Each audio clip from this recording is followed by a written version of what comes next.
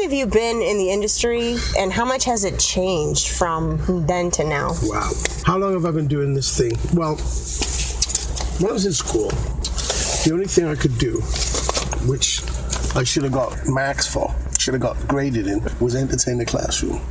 I loved school, I loved entertaining. I could sing, and I could tell a good joke, and I could hold the classroom. So I guess I was destined to do this kind of stuff, you know? So the entertainment business is something that I've always done always been involved in, but the actual entertainment, getting paid, you know, it's been in the last few years. But I've always been like one for wanting to do, you know, standing up in a club or standing up in a classroom and just keeping the people, you know, smiling.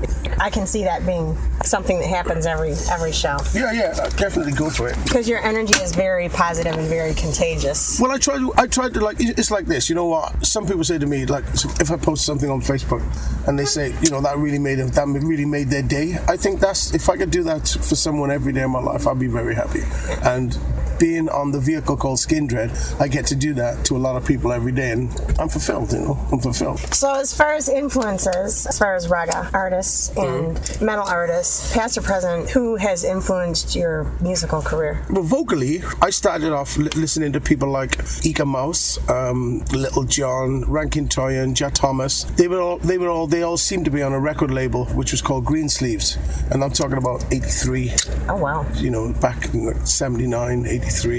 You know, that was as a kid growing up. But at the same time as I was getting all this at home from my older brothers, bringing all these Jamaican records in, the radio was playing the Pistols and the Clash and T-Rex and David Bowie, and I was loving all that just as much. And then a band called The Specials came along, which fused, as far as I could see, punk rock with Jamaican ska and made it sound very British and very, very them.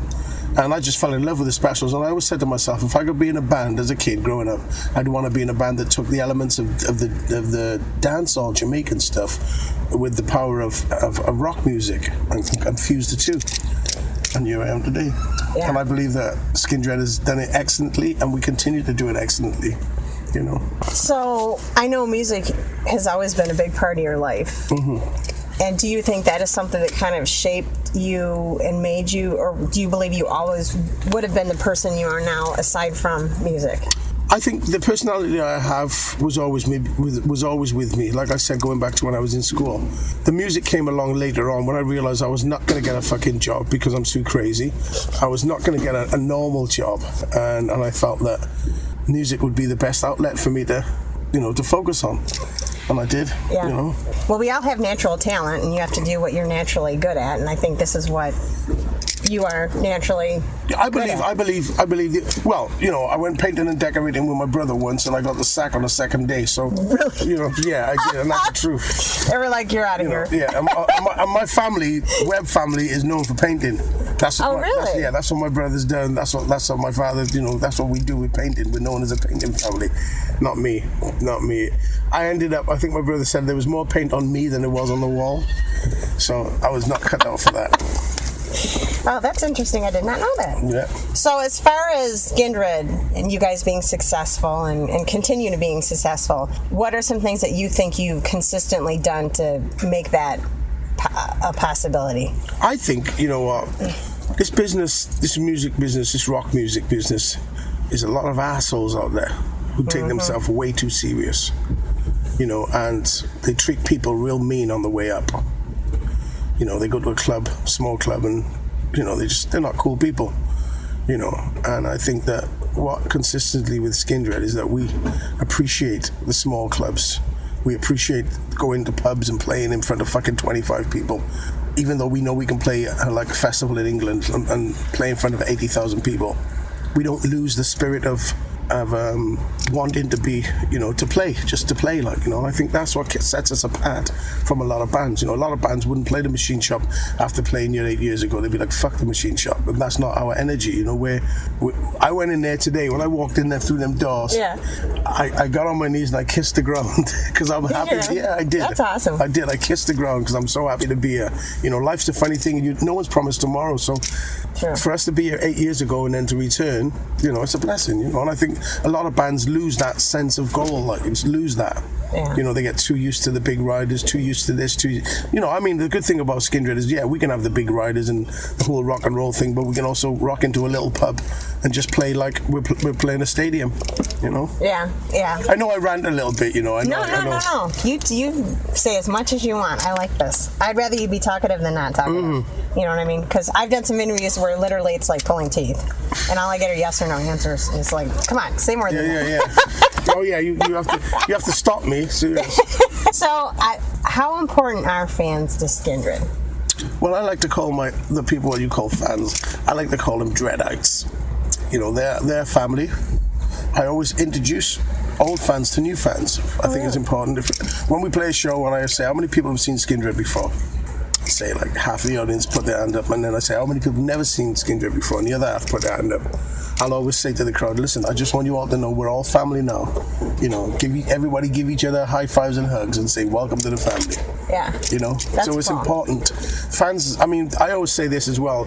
Without fans being there, we're just five assholes in rehearsle. You know what I mean? Yeah, I do. The fans make it. The fans make the magic.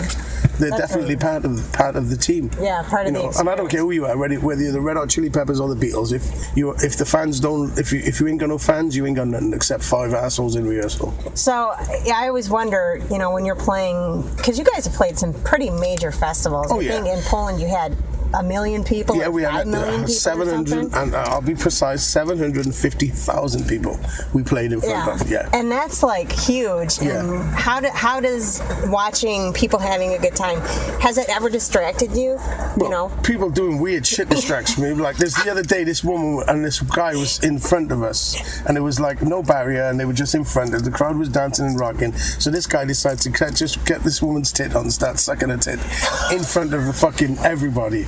And I thought that was quite distracting. Right. Oh. I mean, this guy grabbed the tit and just went to town on it in front of me. I'm here, my Lord. and I'm talking 3 foot in front of me as this is going on. Wow. And no one's paying attention. I'm like looking around. My band members are horrified, going, "Fucking hell, that's bad, dude." So it can be distracting. Oh, and another thing that's really funny as well, you can play a show and you can have 20,000 people going crazy and 6 people leaning over the barrier, like looking at their watch, and it's like you're more focused on them 6 people than the 20,000 people who's having a good time. I think that's weird. Yeah. That's something. That's something to do with your brain. I don't know why I'd want to even if they're not happy, then get the fuck out. I always say that to people. And I totally agree. And I've been at shows as a fan where I've seen people doing that, like completely bored out of their minds. Yeah, go away. Yeah, and I'm like, why are you even give here? up your space for someone who's exactly. I tell them that anyway. I'm terrible for just speaking my mind on stage as well. I know. I watched the live footage from some of the live festivals, and it cracks me up because I'm like, you go, Benji, you tell. Well, I just feel like I want to feel like when I'm on stage, I believe the personality of a person should come with you on stage. You shouldn't have you shouldn't be like Superman where you put a cape on, right? And then you're somebody else. I try to be the same person all the time, whether it's in a room of like 6 people having a party or 20,000 people having a festival. That's just the way it is. I think you should be yourself all the time because that's what shines through. So the VIP experiences, and I know that's something that did you guys have a VIP in Grand Rapids last night? Mm-mm. No, it's been shit actually. The VIP thing's been really rubbish. And really? We toured with Steel Panther, and they had 30 people a day paying 60 quid, right? Wow. 30 people paying £60. They get there, they take pictures, they shake hands, they'd spend like 2 minutes with each member, and they're gone. They throw them out. But we've had a couple of meet and greets, right, where because it's just 2 or 3 people, we've invited them on the bus, we've drunk beer with them, we've barbecued with them. So I suggest, I think it's more cool to have a small amount of people that you can hang with than having 30 people who can just say hi, bye, Yeah, I did get VIP in the show too. Did you really? I did. I did. Killer. I saw that. Well, I had messaged you guys on Facebook and asked if you were gonna, do it be like hanging out with the merch or whatever. You've done the VIP thing, have you? Yes. Oh, you're getting a good start to the day, innit? So, but yeah, I did. And I wonder, if you have band members that are more quiet, kind of like to hang back, do they enjoy the experience? Yeah, they do. It's different. Fuck off, fly now. Come on, fuck off. There's a big world out there and you want to fucking bug me? Get the fuck out of here. There's a window. There's a fly fucking with me. Do you believe it?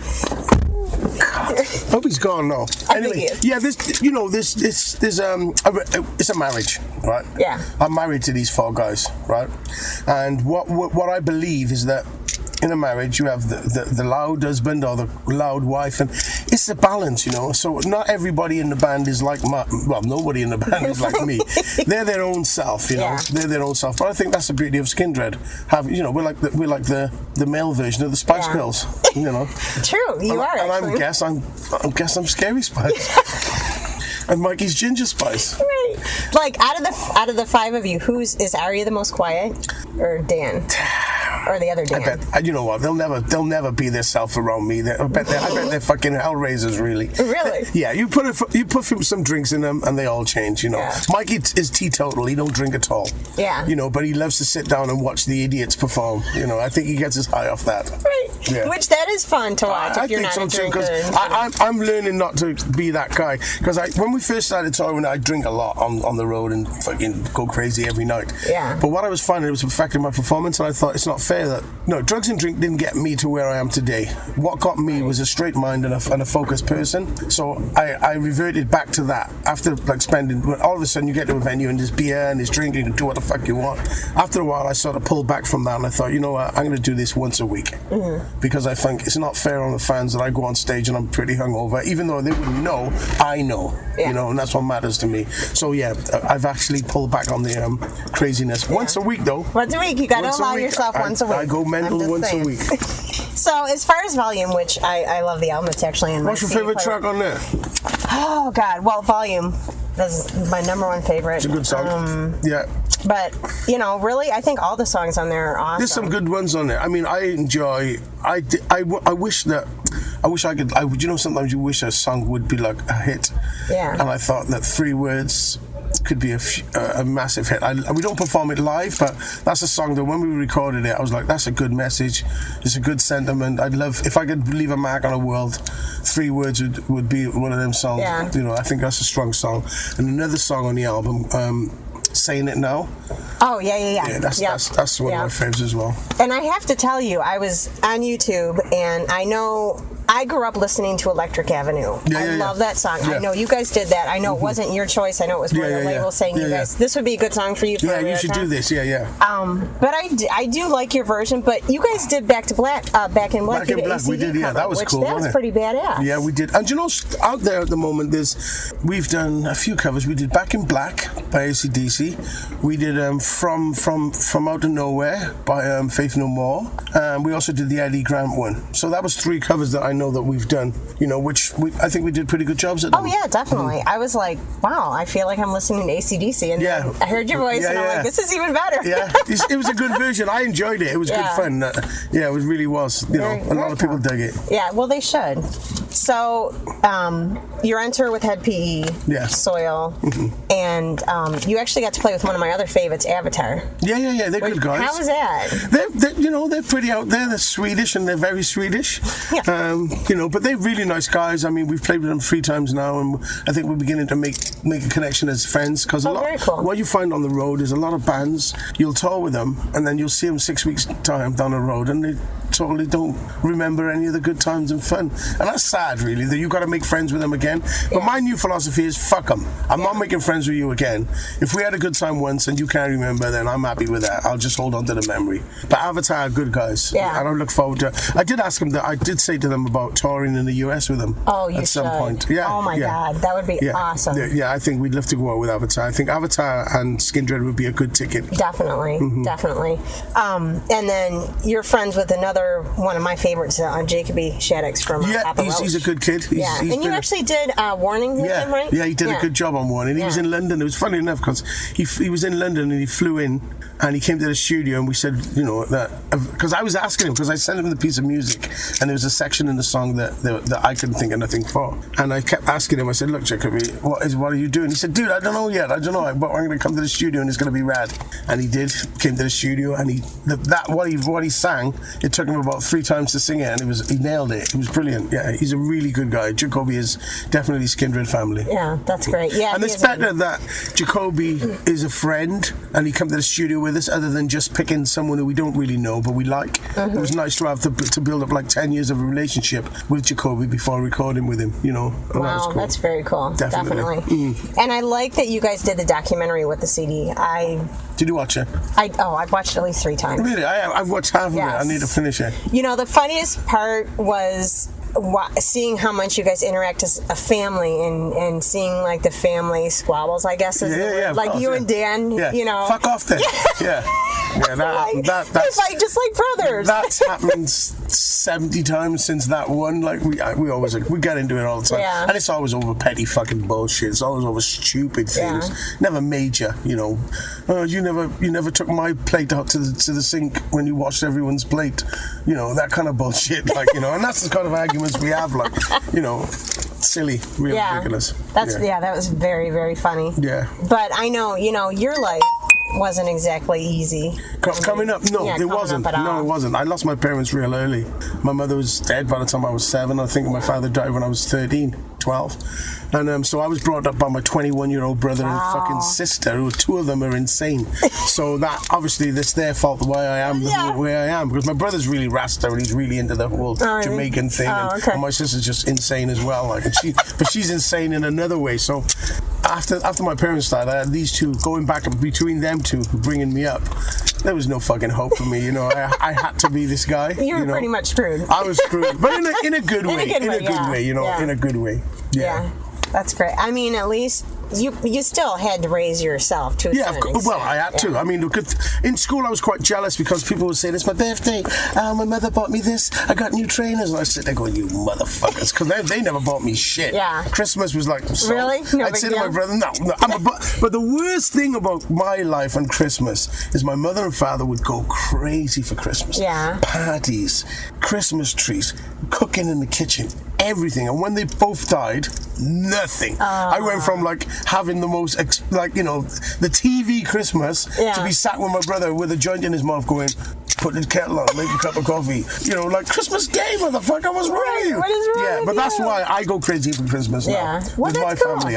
It's like I had all them years of them going, so? Fucking, well, I'm not getting you nothing. And I never had nothing. I couldn't believe it. But when I was a kid, my mother and father would break their back for Christmas. Wow. You know, they'd be in debt for the rest of the year for Christmas. Well, how cool that is that you have those memories. Yeah, exactly. When people pass away, all you have are memories. It's funny because, you know, people say to me, I can't believe you still remember that. I do remember, you know, my mother and father were really, really fucking fun people. My mother was insane, you know, paper telling that she's mental. Yeah. And my father was a gentleman, you know what I mean? Yeah. And the 2 of them was like we said about different strokes for folks. The 2 of them, you would never put them together. But they loved each other deeply, and that rubbed off on me that was something that I do remember being in a loving, warm household. Now, my sister says another story. She says we was in an abusive, fucking crazy house. But I don't. You have different memories? I have a different memory. And when I say stuff, she says, I can't fucking remember that. I said, well, I can. Yeah. But it's beautiful because I think I was the youngest. I think I was wrapped in cotton wool, you know. Yeah. I was wrapped in cotton wool. I was protected from all the bullshit that was going on. Yeah. But I'm glad because I remember the nice things, not the nasty. Well, you have children too, I have 4 children, yeah. 4 children. All boys or? No, I got 2 boys and 2 girls. Twin daughters.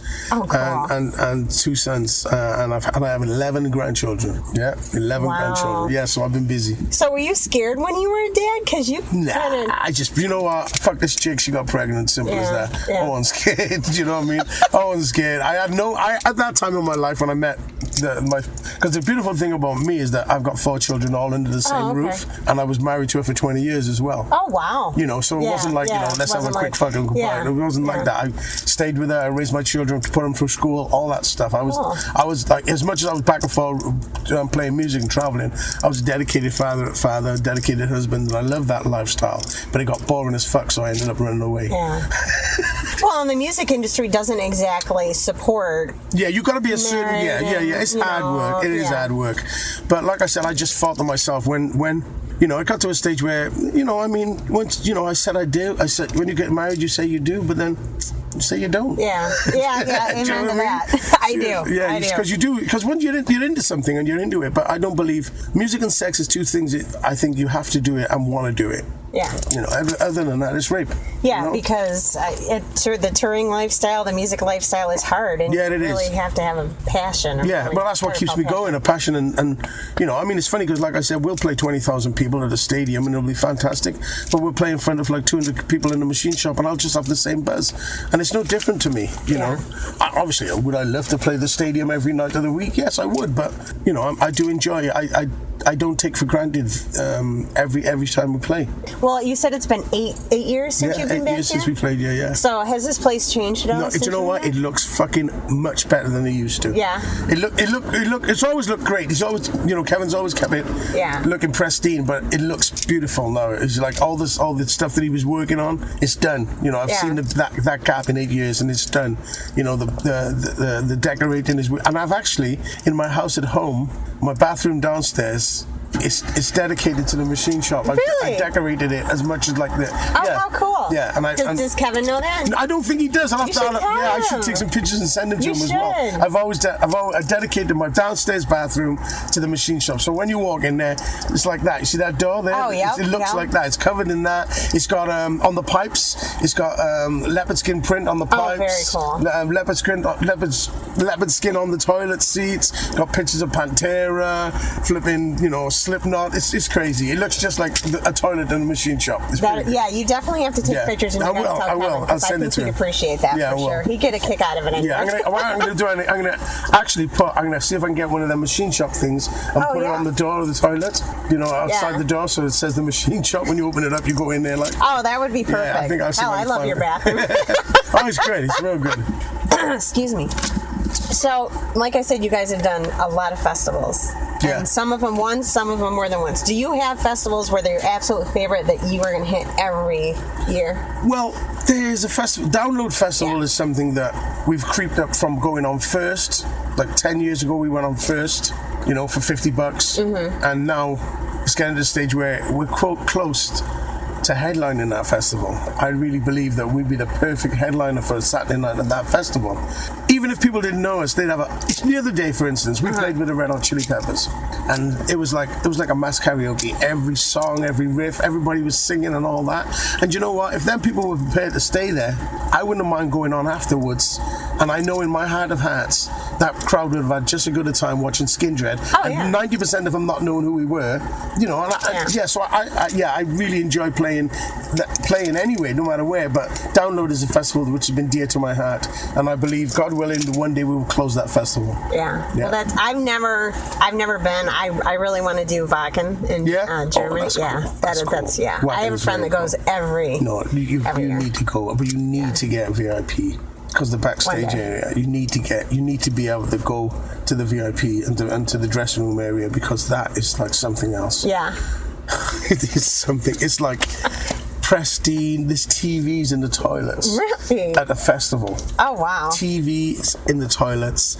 The layout. You can go to it's gourmet. You go there and they ask you pick the piece of meat that you want them to fry. Oh my Really? God. It is something else. Wow, that's pretty fancy for a festival. Well, that's what I'm saying. Wacken does it the best. That German festival is fantastic. Really cool. And they have such a varied different artists there. I mean, they're all different styles of music. It's metal. A lot of it is rock metal. Yeah. Wacken is like, you know, rock metal festival, but they stagger the stages well, so, you know, you can get time to get from one stage to the other. And that is you're right. You should definitely start saving now. Well, Actually, what you should do for 2018, what you should do, book a flight now, so that you've committed. Yep. Oh, 2000, yeah? 2018. Good idea. I'll do that. Because if you don't, you'll be 10 years time. You'll be saying to me, "I would have loved to go to Wacken." Yeah, 10 years time, I'll be 54. If you commit, well, that's not too old. That's not too old. Not. You're a young kid. She just turned 50, so. There's nothing wrong with 50, I mean. No. 50's good. Last time I felt myself, I didn't feel 50. Exactly. There you go. Right. I know my maturity's not 44, so. No, well, I'm 16, so there you go. Exactly. I know. Have you ever done those surveys on Facebook where you might turn out to be 12 or something? Yeah, I do. I think I have, yeah. My daughter did one the other day. It was real strange. I said, don't do them no more. Because them things on Facebook, you don't even know who's really behind it, you know? Yeah, so I said, don't do them, yeah. Exactly. But I did one and I was like, I think I was 11 and a half, which is great. That's funny. So we all know the Who has Tommy, is their like rock opera.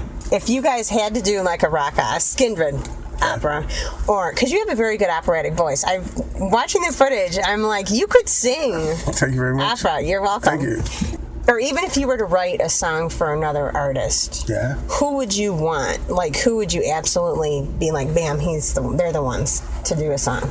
Let's explain it again because I'm pretty lost. I'm still enthralled with the opera voice. No, that's okay. If you were to write a song, and pick out an artist as far as to perform it, who would be like, who would you feel would be? Would it have to be a Skindred song?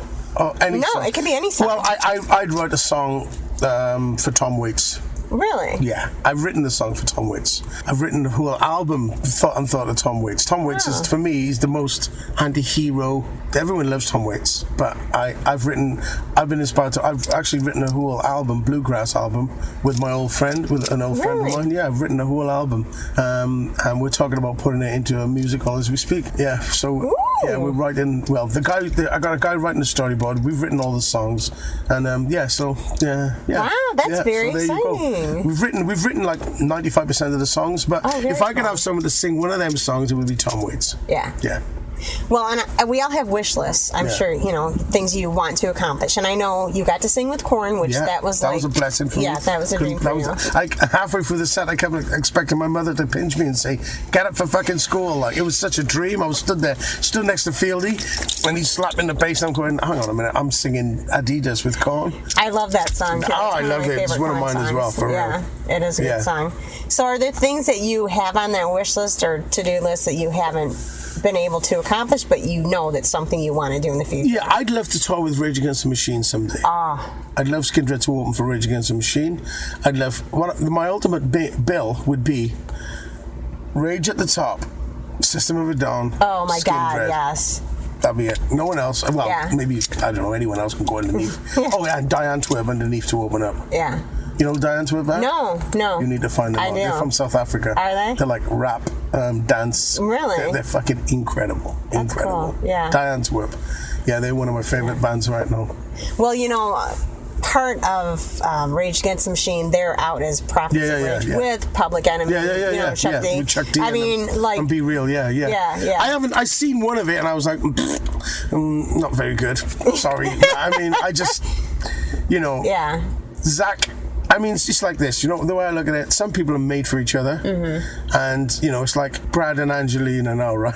I know. But they're made for each other, now it's over. No matter who Brad goes with or she goes with, it's just not going to be Brad and Angela, is it? No. And that's the way I look at it, So these bands who do this supergroup things, it's good, but it's never the band that they started. No, true. And they're just living on the fame of what their band did, really. I love Chuck D. I'm a massive Public Enemy fan. Yeah, me too. Flavor Flav, Chuck D. If I was having a party, they would definitely be at the table. Yeah. Oh, she opened for them. What'd she do? She was in a band. What was you opened for Public Enemy? Did you really? 1993. Baby. Hitting hard, G. That's killer. I know I look like a white girl, but I know I look like a black guy, but believe you me, I ain't. Don't tell anyone though. I've been fooling them for years. And I love your sense of style, by the way. Thank you very much. The clothes you do the shows in, I just like your the British flag. Yeah, the British flag jacket. Yeah, do you know I've only wore that once? Really? I've only wore that once, and I'm thinking about wearing it on the next tour that we do in England. You should. That's a badass jacket, man. I agree. Totally. I freaking love it. And then your top hat with the I've just funny enough, I've actually stopped. Because my wardrobe is just fucking epic, and since Volume was released, I got a costume together, and I've been rotating 2 costumes, and they're pretty cool. When I see them in photographs, they look fucking rad. They really do. Yeah. And but I've stopped, so maybe on the next record because I've got a pseudonym which is Nigarachi. Oh, You've heard of Liberace. Yeah. Well, I'm Nigarachi. I like that. Right? That's in my mind. Yeah, exactly. Yeah. In my mind, with the fur and the feathers and I'd love to. So one of my pseudonyms is Nigarachi. If you're a Liberace, I'm Nigarachi. I'm over here pissing myself. But that's one of my vibes, and I love that. I love it. Nigarachi. I know it's a swear word. It's an N word. Oh my God. I know that's the worst thing. The artist whose name shall not be mentioned. You've had Prince who did that. I'm the artist whose name shall not be mentioned. Yeah. They'd have to call me Enachi. And yeah, Liberace. Yeah, so I'd be Enerachi. That's it. So Nigarachi. That's there my name. There we go. I like that. That's one of my. In my mind, when I'm dressing to go on stage, I go through all these different characters, and Liberace's definitely one who. Yeah. Not for the sexuality, believe you me, but for the persona and the dress. Yeah. Second to none. And like I said, those spiked sunglasses you wear, those are like absolutely epically badass. Yeah, they're really cool. I got them on there. I made them myself too, you know. Did you really? Yeah. Well, my brother's good at all that shit, so I stood by the side of my brother telling him what to do, and I thought, yeah, they look badass. Yeah, they are. Really they are cool. so badass. Yeah, you see a few pairs of glasses tonight at the show. Oh, I know you have the white sunglasses. I got them. Yeah, I got them. Yeah, I would love to do clothes designing. I was just going to ask you if you were interested. I am very interested, but it's just to find. My friend said to me that my stuff that I wear, you couldn't wear it to Asda. Mm-hmm. You couldn't wear it to the mall. You couldn't. Right. It ain't something that you put on. But he said if I could take the energy of the clothes and just tone it down slightly, I could definitely have a Benji Webb range. Yeah. Well, if you ever do that, I'm on board. Are you? Okay. I'm in. I'm in. All right. Well, all I'm saying to you, Miss, is book a ticket to Wacken Festival 2018. You will not be disappointed, and make sure you get through Kevin and whatever. Make sure you get VIP backstage access because you'll trip. Cool. Well, I hope I'll bring her with me. We'll both be single by then. Right, exactly. Hey, honey, we ain't gonna be single. Listen, I'm gonna hit the road, but yeah. What I was laughing at when I came off the bus is I've always thought that mall was strange over there. Oh yeah. And I just read outside. It's a bit eerie like. And I read outside as I walked past. It says Daft Mall. And I thought it's always scary in there when you go in there. If you was locked in there on your own, you'd be fucking petrified at night. Mm-hmm. No, I know exactly. It's Daft Mall. That is for sure. Well, I had to keep the fangirl button down. Yeah. That's why I'm until later. Yeah, that's why she's here. Cool. Well, it's all done. This is dream come true for me. Amen, sister. I'm glad to hear that.